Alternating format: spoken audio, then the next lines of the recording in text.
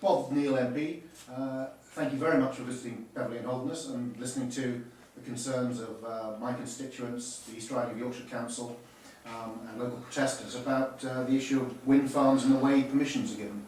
Can you tell us what changes might happen if a Conservative government is elected to power in giving local people more of a say? Well, sure, Graham, and I'm very grateful to you for the suggestion I came up. It's very helpful to see some of these issues on the ground. What we're determined to do is to rebalance the system in a number of ways. At the moment, the decisions of democratically elected local councils, representing the views of their residents, are all too readily overridden by government inspectors. We intend to introduce legislation in the first year of a Conservative government, we're going to move quickly on this, which will severely restrict the ability of the inspectorate and of central government to overturn the decisions of local councillors. Same as we're going to be abolishing the regional planning apparatus, the regional spatial strategies. The decision-making unit should be the local council, and provided a local council has a robust local plan which is sustainable and consistent with national policy, if they take a decision which is in accordance with that plan to reject something, then the inspectorate shouldn't be second-guessing them. That's an important change. Another important change I want to do is to make sure that much greater weight is given within the process to consultation with local people at an earlier stage.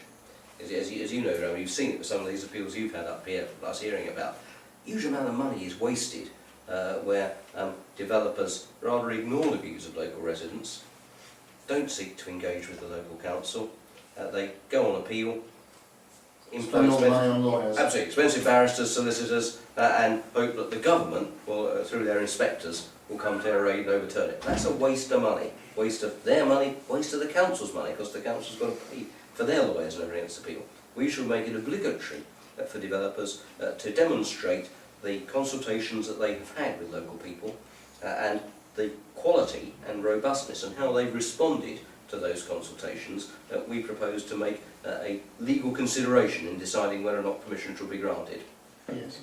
What can you do to change the system so that there are more benefits to the local community in having renewable energy? Because both you and I want to see more renewable energy. What can we do so that instead of imposing things on local people, we can work with them and actually provide benefits from what are, after all, businesses being established on their soil? Sure. And I think that's an area where, again, the discussions that I've had with some of your constituents have been useful. But we're going to be discussing with the other shadow departments about ways in which we can approach this.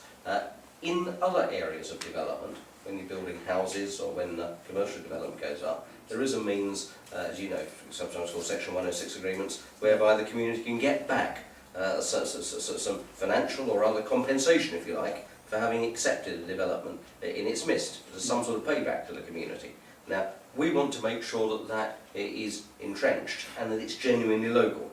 The government tries to nationalise that, so rather take that away. Yes. We were very interested in looking at perhaps at mechanisms whereby the same thing can be done in relation to energy plants.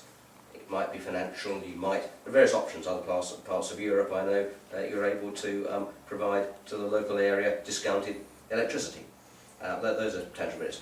Those are the areas I think are well worth looking at, and I'll be able now to take away and discuss with my fellow shadow ministers.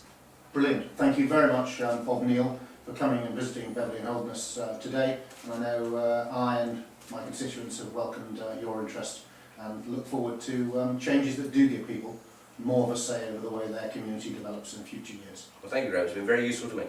Thank you.